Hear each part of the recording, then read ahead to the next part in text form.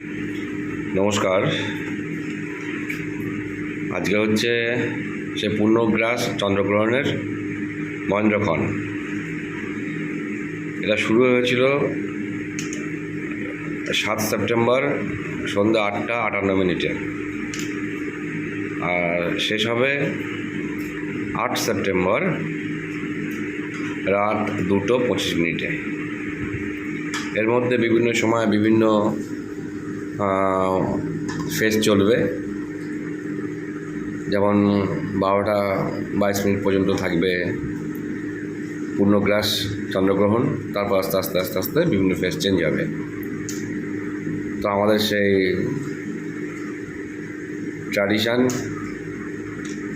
কোনো গ্রহণের সময় কিছু খাওয়া টাওয়া যাবে না, এবং তুলসী পাতা গঙ্গা জল দিয়ে রাখতে হয়। তা দেখলাম আশেপাশে অনেকেই মোটামুটি এই নিয়ম মানছে, যেমন কেউ 8টা সাড়ে 8টার মধ্যে খেয়ে দিয়ে নিয়েছে, আবার সেই 2:25 যখন শেষ হবে তারপরে খাবে। তো আমরা একটু ভাবলাম দেখি প্রথাটা ভেঙে কি হয়। তো এখন বাজে 12:15, খাওয়া শুরু করলাম। এই রাতের খাবার যেমন হয়, অল্প করে ভাত, একটু ডিম আর 2টো আলু, এই খাই।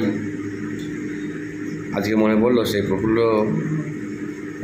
চন্দ্র রায়ের লেখা সেই সত্য অসত্যের গল্পের কথা।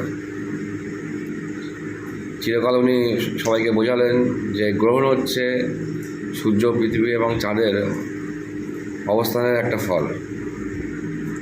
এখানে রাহু নামক কোনো পৌরাণিক জীবের অস্তিত্ব নেই। সবাই বুঝলাম, কিন্তু সে গ্রহণ আসলে সেটা আর কেউ মনে রাখলাম না, সেই তুলসী পাতা গঙ্গার জল। কিন্তু আমার তো মনে আছে, আমাদের বাড়ির সবারই মনে আছে সেই গল্পের যে বৈজ্ঞানিক ব্যাখ্যাটা। সুতরাং আমরা আর সেই পথে গেলাম না, খেয়েই নিলাম। দেখা যাক কোথাকার জল কোথায় গিয়ে দাঁড়ায়। ধন্যবাদ সবাইকে।